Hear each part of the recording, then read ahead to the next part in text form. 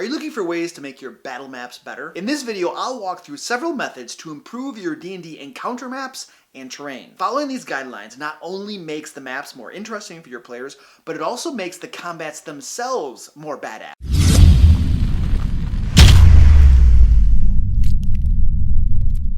Hey, Luke Hart here. Today we're talking about combat encounter maps. And just in case you're new to my channel, I have been a dungeon master since high school, and I create weekly D&D videos with information and resources to help dungeon masters run awesome games. First, I need to get something off my chest. A featureless room does not a combat map make. A blank grid with some minis on it is not a combat map. If you want to create awesome, memorable encounters for your players, you're going to have to do better than that. The fact is that the location and terrain that an encounter takes place in is extremely important. Now, what I'm going to do in this video is walk through several combat maps that I created for my games. And I'm going to point out several things I incorporated into the terrain to improve the maps. Oh, and as always, I will have a special DM bonus tip at the end of the video for you. All right, let's jump in. All right, now this map right here is kind of a complicated map, but I'm going to try to explain what's going on here. The main feature of this map is different levels in it.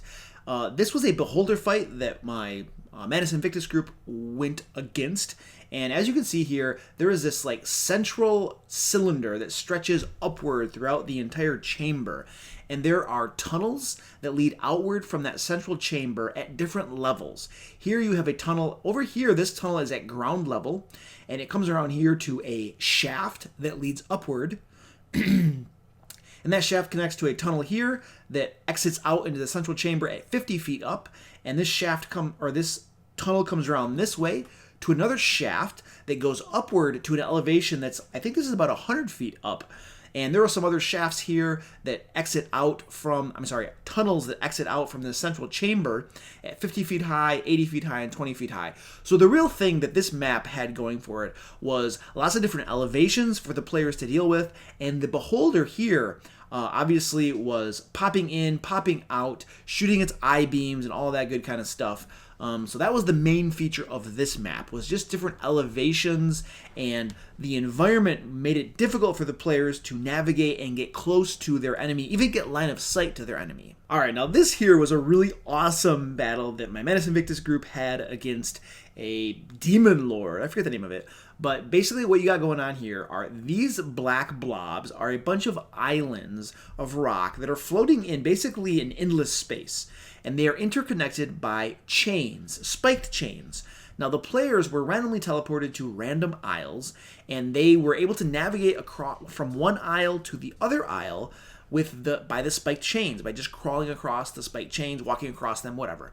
And those were difficult terrain, and they had a chance of damaging the players as they walked across them. And because these were like floating islands in the middle of nothingness, there was a chance that this demon lord could push them off the edges. And the demon lord was flying around the map, making it difficult for them to engage with him, and that was the main focus of this. This was a difficult terrain, hard to get at the demon lord, possibility of falling off the edges sort of encounter. Alright, now for this map here, the main feature is innocent bystanders. All these people around the edges have been trapped in these cocoon type things, and the players, if they drop like a fireball or something like that, they're going to kill a bunch of innocent people. And so the main challenge of this encounter was not killing the innocent bystanders. Alright, this map here had lots of different terrain for the players to engage with. This is like a sanctuary, basically, a church, a chapel, something like that. And there are these benches that run along, these rows all along it. So if the players wanted to traverse across those benches, they would be faced with difficult terrain. There were columns right here all around the place, and so they could use the columns to break line of sight. They could, dodge behind them. They could hide and all that sort of thing with those columns. And then there were also innocent bystanders all around the edges of this map. And over here you got some basic monsters. I forget what they were. Like, they weren't trolls. They were something or other.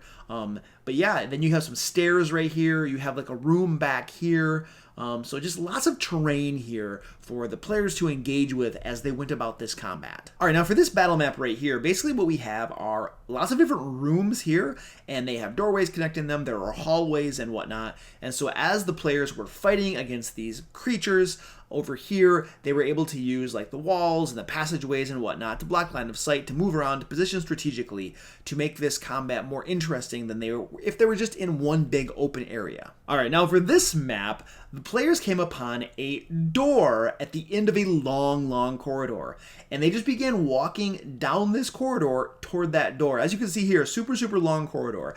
They were all super suspicious. They were searching for traps and whatnot. There were no traps at all down this entire corridor. They got to the end of the corridor, and the two doors were actually shields of a massive giant that then attacked them. This was from, I believe it's from Volo's or Mordenkainen's Tome of Foes. And so this was an example of using the terrain to get them suspicious, to increase tension and drama, and then spring something totally unexpected on them that they did not expect. All right, for this map here, besides featuring a wonderful bag of popcorn and a Diet Pepsi, this was basically a swamp. So it had like islands in the middle of a swamp. This was like swampy water, and the players were approaching on a boat. You can see here there are tree trunks, and over here there is a tree. At the top of a tree there was a man crying for help because there were a bunch of ghouls around the base of this tree attacking him. And so just some basic terrain features in the swamp. Now, what I could have done for this map, I could have put like a fallen log across here. There might have been some bushes or undergrowth as well in this swamp. So those were opportunities that I did not take advantage of, obviously, but could have absolutely gone on this map to enhance it as they fought against those ghouls. All right, now for this encounter map here, this entire encounter consisted of nothing but terrain and traps. There were no monsters at all in this one.